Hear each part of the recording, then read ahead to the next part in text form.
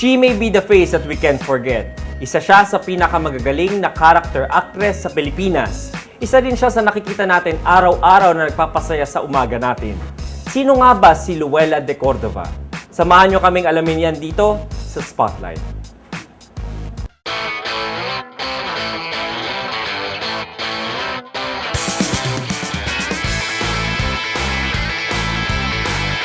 I'm Reggie Tongol, a lawyer by profession, TV host by advocacy. I'm William Theo. I am a journalist, a commercial model, and also a realtor.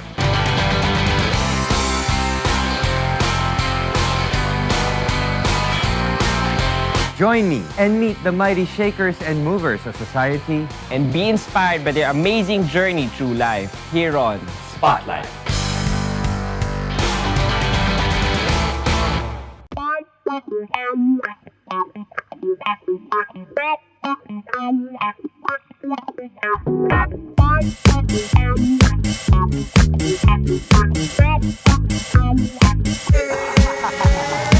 Hindi ko alam kung paano ko sasabihin to, Mrs. Ni-rape po ang anak niyo. Actress, news anchor, host. Ilan lamang ito sa mga pagkakakilanlan na maiugnay kapag narinig ang pangalang Luella de Cordova. Una siyang nakilala sa larangan ng pag-arte kung saan nakasama niya ang mga bigating pangalan sa mundo ng show business. Saan mo ba nakuha yung talent na yung mga yun? Siguro dahil na rin sa daddy ko, sa aking tatay. Dahil ang tatay ko, artista, tapos singer pa. So, yun ang pinakain niya sa akin, kaya yun ang natutunan ko din siguro, di ba? Yun. And pinasok ka niya sa showbiz? No. Paano ka napunta Ayaw sa niya showbiz? akong maging artista. Dahil gusto niya, matapos ako ng pag-aaral ko. Pero one time kasi si Direk Artemio Marquez pumunta sa bahay namin dahil meron silang shooting na Agatona. Nakita lang ako ni Direk Artemio. Tapos sabi niya sa akin, oh, pwede tong batang ito ah. Kaya sinali nila ako. Kaya lang, I was only 12 years old. Yun. Tapos, doon na nag-start. Kaya lang, na-stop dahil nag-aaral ako. So, nung 15 years old ako, may nakakita sa akin sa Talent commercial scout. naman. Oo. Yun. Tapos, kinuha ako sa commercial, doon na nag-start yun. Kung gusto mo, Isla, kakausapin ko si Aldo. Ipakikiusap ko sa kanyang maisama ka namin. Paano kung may nangyari sa inyo? Imbis na masarap na pagkain, kapit galyeta sa magiging handa natin. Tapos, yung tatay mo, ano yung karera niya? Actor din siya before. What's his name? Actor. Joseph de Cordova. Ano siya, villain. Kontrabida, pag napanood mo na yan, siguro kung hindi ko tatay yan, baka pati ako magalit sa kanya. Talaga? Sobra talagang galing ng tatay. Buti nagmana siya sa akin. Yeah. And ilan kayong nag-artista sa pamilya niyo? Ako lang. Okay. 7 kami, pero ako lang talaga yung sobrang hilig. Yun. Kasi gustong-gusto ko yung nakikita ko ng mga tao na umaarte. Pagkatapos ko umaarte, pinapalakpakan ako. Wow! Yun ang gusto ko. Mas gusto ko yung marami nanonood sa akin kahit ayoko ng konti. Mas gusto ko madami. Yeah. And ano yung unang movie mo na pinag-staran? I was... You were a child actress, right? Hindi rin. Okay. Kasi nag-start ako 12, kaya lang na-stop naman yun. Parang ano lang, Saling Pusa. Okay. And then 15, na-introduce ako sa movie na Isla Santo Niño at saka Isla. 2 beses. Yun, doon na nag-start yung aking career. Anong role mo doon? Sa Isla Santo Niño, kapatid ko si Lito Lapid. Okay. Yun yung nauso pa nga, oh my God, save the babies. Yun. Okay. Tapos ang dami-dami kong mga sanggol-sanggol na katabi dyan. And mga teenager ka na doon? 15. 15. Teenager. And then the next movie? The next movie, nako, hindi ko na matandaan kasi parang sunod-sunod na kasi yun eh. Okay. Nagkasabay-sabay. Basag ang Pula with Ace Verhel and Snooki Serna. Tapos, nakasama ko na rin si FPJ, si Tito Rani. Ako ang husga at saka Agila na Maynila, at saka manager si Commander. Tapos naging leading man ko na nga ito, si Richard Gomez, para sa iyo ang halimbala ko. Tapos si Bong Revilla sa Cordillera. Tapos ang pinaka-last na naging leading man ko, si Rene Riquezas, The Good, The Bad, and The Ugly. But naging leading man mo rin siya, no? Di ba? Fernando Poe Jr. Yes. Di ba? The King. At bihira yung mga magkaroon ng maging Oo leading naman. lady ng The Kaya King. ngayon nakita ko nga siya, sabi ko, wow, ito ba, panaginip ba to? Hindi, kasi syempre napapanood ka, tsaka sikat na sikat sobra.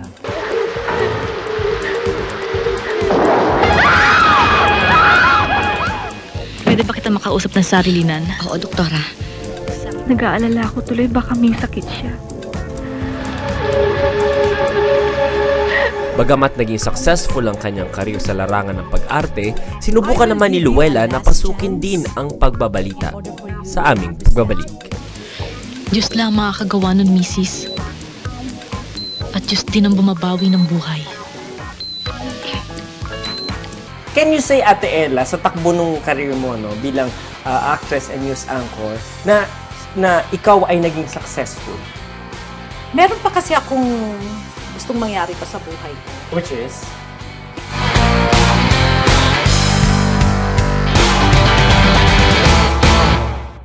Sa iba pang balita, binitiwan na ni Atty. Jose Flaminiano ang electoral sabotage case ni Congresswoman Gloria Arroyo. Ito naman, Ate Ella, kasi di ba naging actress ka and then you parlayed yourself into becoming news anchor. Paano Okay. nangyari yun? Pagkatapos kong gumraduate ng college, nag-audition na agad ako.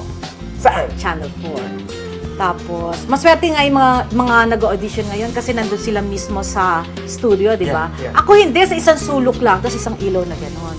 Yun, luckily, nakapasa naman ako, tapos nag-start na kaagad. Bakit?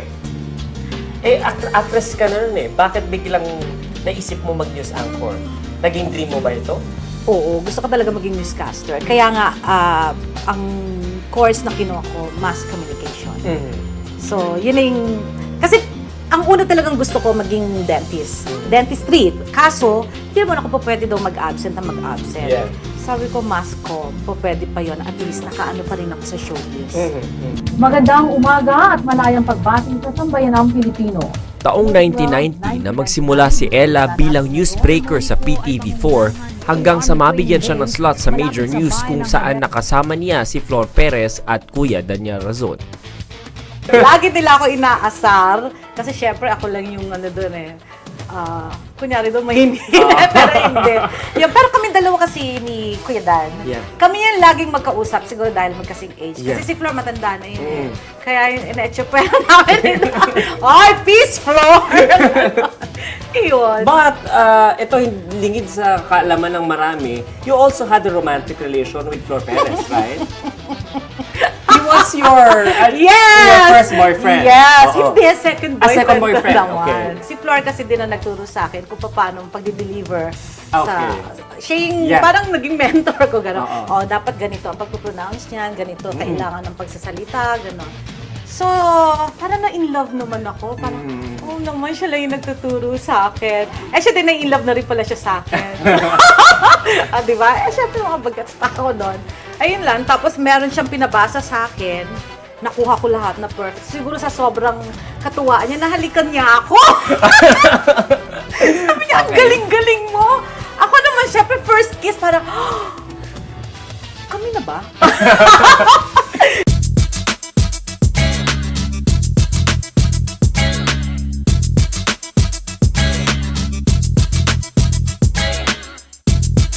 Can you say, Ate Ella, sa takbo ng karir mo no, bilang actress and news anchor, na ikaw ay naging successful? Meron pa kasi akong gustong mangyari pa sa buhay ko. Which is? Yun talagang eto ko. Ito yung programa ko. Ako Okay, to. okay. Yun pa yung nasa isip ko na gusto kong mangyari sa buhay ko. Yun talaga sasabihin nila pag may narinig pala silang music, si Luella yan Gusto ko yung mga katulad ng Loving Yours, Helen. Okay. Maala-ala mo kaya. Yeah. Ikaw yung nagbabasa o ikaw rin yung actress? Ako gusto ko kayo nagbabasa. Okay. Ayoko naman umarte. Gusto ko ako lang yung... Kasi pwede naman parang Connie Reyes on camera, di ba? Pwede Nagbabasa din, siya, di ba? tapos ikaw nag Sabagay, pwede rin. Sige, pag ikaw ang nag-produce, kunin mo ako. So, yun yung gusto mong Gusto ko maging? yun, oo. Tapos sa naman, sa showbiz, ang gusto ko naman mangyari, yung baliw. Oh. Yun ang hindi ko You pa haven't portrayed? Yun ang gusto ko. Di ba? Kasi baliw ako eh. Yun ang hinahangad ko pa maging baliw. Kasi minsan nag-workshop ako, Tapos yun ang inarte ko, pagiging baliw. Mahirap pala. Yeah. Mahirap i-arte yung isang baliw. Kasi yun nga, pag-cut ng director, parang baliw pa ako. Yeah. Ewan ko nga kung hanggang ngayon baliw pa rin ako. Baka hindi mo pa naalis. Hindi mo natatanggal.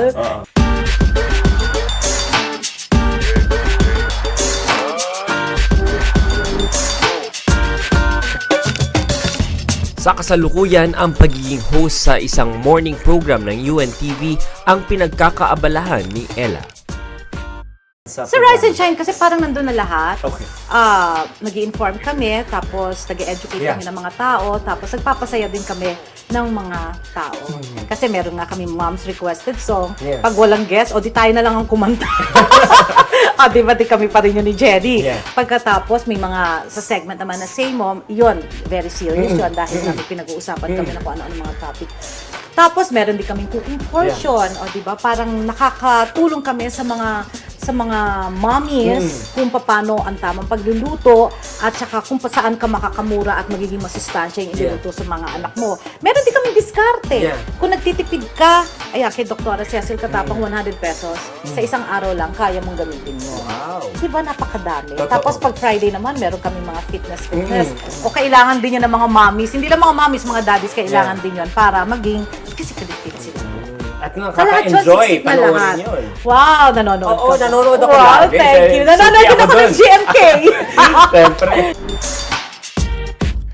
Masasabing naging makulay ang kanyang buhay sa mga larangang kanyang piniling tahakin. Naging makulay din kaya ang kanyang personal na buhay? Sa aming pagbabalik. Siguro nagtatampo lang din yung mga kapatid ko sa akin, lalo na yung mga kapatid kong babae dahil ako lagi yung may bagong damit. Bunso! Sa pagkain. Ako yung nasa right hand ng tatay ko. Kaya lahat ng pagkain ng tatay ko napupunta sa akin. Tapos titingnan ko lang yung mga kapatid ko. Ay, minsan naman sinishare ko. Yeah.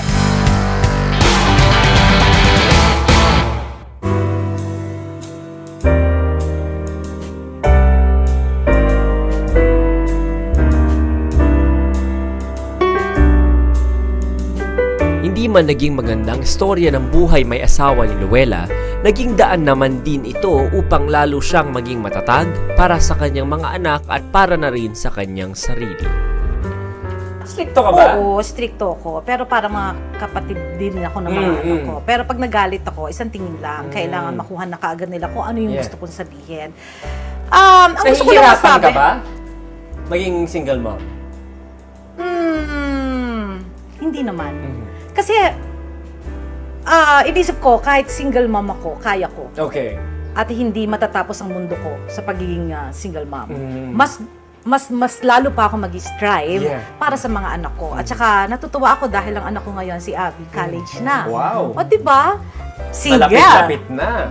Mag-graduate. Oo, 'di ba? Kaya hindi sa akin hadlang ang pagiging nagkahiwalay kami ng asawa ko. Wala naman sa akin 'yan. Okay lang 'yun, talagang ganun. Ilan ba ang anak mo, Ate Ella? 3. Tatlo. Ang eldest ko si Abby, 18, and then si Jolo is 15, and then yung bunso ko si David, 10. At hiwalay ka sa asawa mo, hindi ito si Flor Perez. Hindi si Flor Perez Nag-break ito. na kayo ni Flor Oo, Perez noon. oo, Di ba? oo. Pero yung ilang taon ka kasal dun sa asawa mo? 13 years. Wow. 13 years kasi, nung umpisa pa lang naman kasi gusto ko pa rin talaga i-save yung marriage namin. I bet he's an older guy did again. everything. Hindi. Ah, okay. Magkasing age kami. Oh. Kaya lang talagang, hindi ko na alam kung paano gagawin ko. Ewan ko kung mapapanood niya to, pero kasi 'di ba lagi naman nila sinasabi sa side ko lang, Yeah, sa side yeah, ko, hindi nila narinig yung side nila. Pero siguro magpapatunay din naman diyan yung mga anak ko.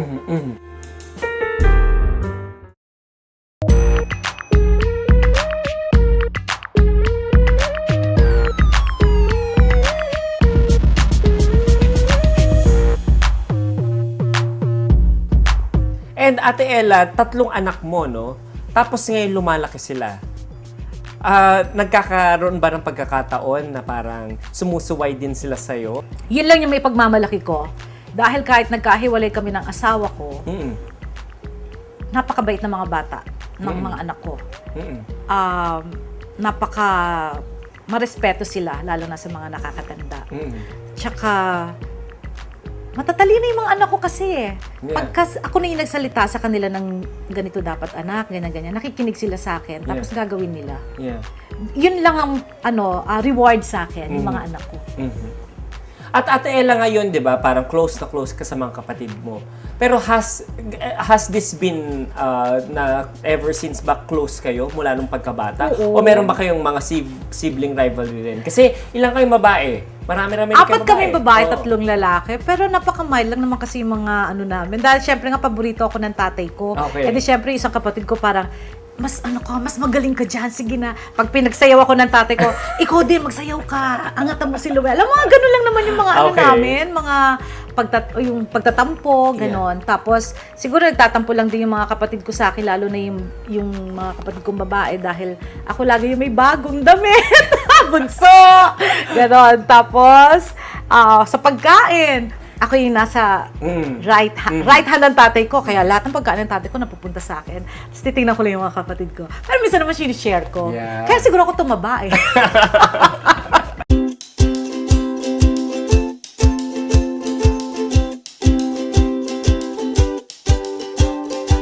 Sinong sa mga kapatid mo yung parang pinaka na-inspire ka?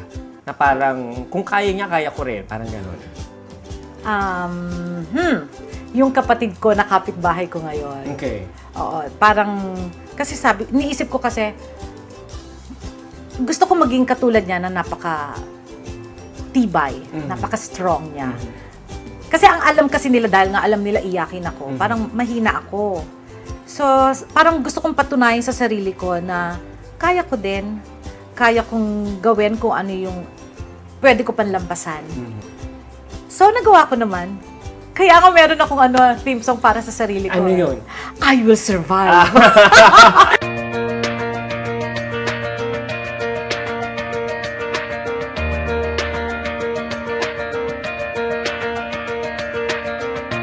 Ate Ella, ngayon naman, 'di ba? Parang syempre natuto ka na sa mga past relationships mo. 'Di ba? Ano naman ngayon yung pagkakaiba ng Luella de Cordova ngayon? Pag pumapasok sa isang relasyon. Mas na ako, careful. Ayun, hindi pa dalos-dalos yung pagde-decide, Yeah. di ba? Ano pa ba?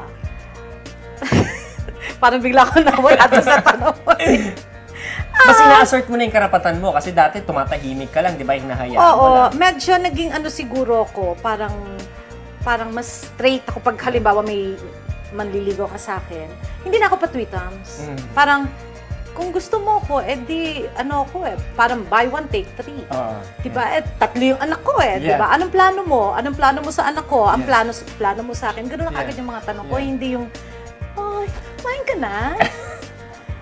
Mag-date tayo? Hindi. Wala na akong mga ganun-ganun.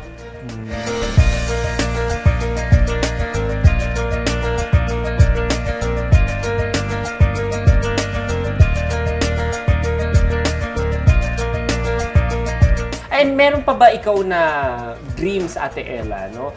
Aside from yung sinabi mo kanya na magkaroon ng show na maalala ka, where do you see yourself mga 5 years from now? 5 years from now, so 47 na ako, plus 5. 52, tama ba ako? 52, edi 8 years na lang, senior Yeah. citizen na ako. Edi magiging dual citizen na ako, Filipino citizen at saka senior citizen. Yeah. Okay, from 5 years from now, siguro, may rise and shine pa din naman Yes, siguro. oo. At saka siguro malapit na akong bumalik sa Ito Ang Balita. Tama ka Namimiss dyan. ko na yung Ito Ang Balita Oo. kasi namimiss ko na yung pagiging seryoso. Di ba? Kasi dito kasi sa Rise and Shine naman parang ito si Natural Luella. na Luella de Cordova. Yan si Luella. Pero doon syempre sa Ito Ang Balita, medyo tayo dyan. Yung Police at Your Service din, meron pa ako na Police at Your Service. Service. Yeah, hindi service, service. Yeah, maganda rin na yun, na programa yun.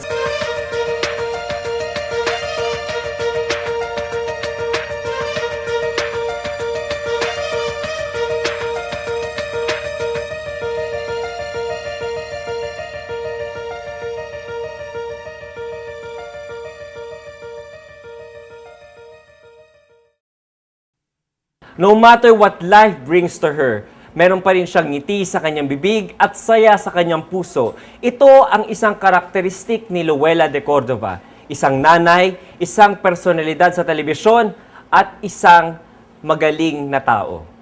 Join me again next week as we bring you the stories of people we believe you should know here on Spotlight.